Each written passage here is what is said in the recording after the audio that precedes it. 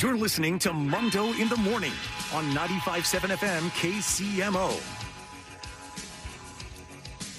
6:51, good morning. It is great to be here on a Thursday on KCMO. Mayor Lucas will join us at 7:30 this morning, and at 8:45, it's Ask Mundo Anything. Let's roll it.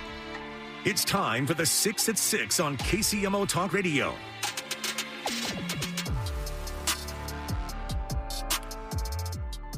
Number 1. Top of the list. Let's go to Merriam, where yesterday evacuation orders were in place and then lifted last night after a gas line strike at a Merriam construction led to road closures, temporary evacuations, and a gas service shutdown. This was near Shawnee Mission Parkway in Antioch, where a gas line was struck during construction, prompting emergency crews and utility workers to respond.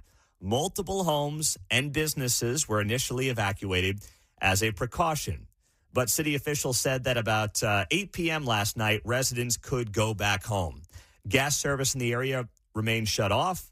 Crews were assessing the extent of the damage, and there was no estimate as to when exactly service is going to be restored, but repair work was continuing throughout the night. Number 2. Next up in the 6 at 6. All right, we can officially welcome England to Kansas City for World Cup 2026. They will be here for their base camp during the multi-week tournament this June and July. So this means that England will be here practicing for several weeks. This is where they will basically stay, and this is where they will practice and eat and everything else while they're here in Kansas City, which means we'll probably have an influx of diehard England soccer fans coming to Kansas City.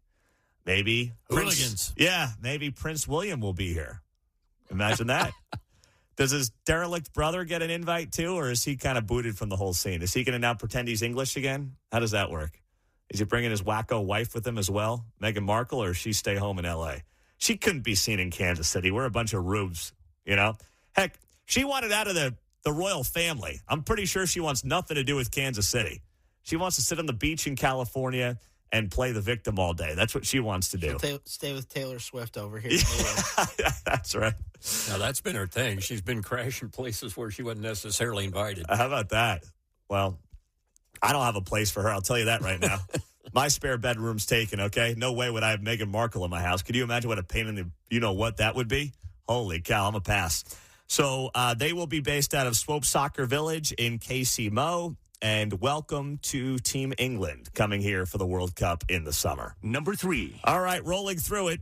This is just a beyond bizarre announcement. I don't get it. But the Big 12 Conference announced yesterday that they will have a glass LED floor at the Big 12 tournament next month here in Kansas City for the women's tournament and the men's tournament. What does this mean? Well, it basically means that they can have advertisements on the court during the game. Here's Peterson, dribbles right, step back three from the Jersey Mike's wing, bang! Sponsored by Burger King. I got a lot of questions. Yeah. I mean, you'd be running along and the floor changes on you. Would you, like, trip? Or Yeah, that would freak you out. Confuse you, you know? Yeah, you're right about that. I mean, the Big 12 hyped this thing up, and I think it's a total dud, unless it's all about making money, that's fine, but it does nothing for the fans. Well, maybe it just allows them to switch the logos. As long as there's some kind of rule about when it changes, maybe every half or whatever. But Yes. That's cool. Yeah, It's that's a not good during point. the course of play. Yeah, you pass the ball to a guy, and then all of a sudden it's like, wait, what did I just look at? What did I see? Bring your Polaroid glasses when you're playing out there. The Disney had for Minions. Yellow guys coming all over. I read a thing that said after a cool play, you could see a graphic. So, like, are they going to have, like, a slam dunk and, like, an explosion or something? I don't know. Oh, man, who cares? The Big 12's got the best basketball brand in the country. You don't need this kind of gimmicky, cheesy stuff. If I want to see a replay, I look at the thing called the Jumbotron, okay? Yeah. I don't need to see it on the floor. All right, let's keep it rolling. I'll save that rant for later on this morning. Number 4. Chris Bubich, Royals pitcher, won his arbitration hearing. He'll get $6.15 million, his final year of arbitration. Royals filed at $5.15 million. So this comes after a very solid season, but also disappointing. He got shut down due to that rotator cuff strain in late July, but he finished 20 starts with a 2.55 ERA. So Bubic getting just over $6 million this coming season.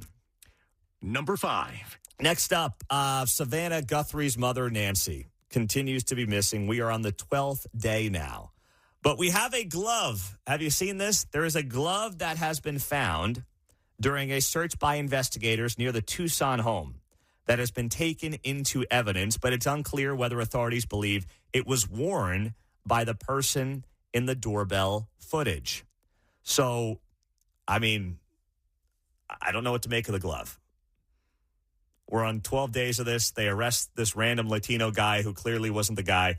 All right, next best I can do is finding OJ's old glove. Like, what are we doing here? If it don't fit, you must acquit. Yeah, I mean, I guess it's good to have the glove, but if you don't have a person with the glove, then what's the point of the glove? But once again, this story has gotten so much attention, and it does not look good for the FBI or local law enforcement with the way this thing has played out thus far, as they now enter another day searching for whoever this person is and trying to find Nancy Guthrie. Number 6. And lastly, in the 6 at 6, so this shooting in Canada that happened, we now know who the suspect is, 18-year-old ex-student who went on a gun rampage at Tumbler Ridge Secondary School in British Columbia, Canada. And it turns out the individual was a transgender high school dropout. Jesse Van Ruteselar is his name. And once again, because of the identification of this person, once it came out, this story got buried and buried real fast.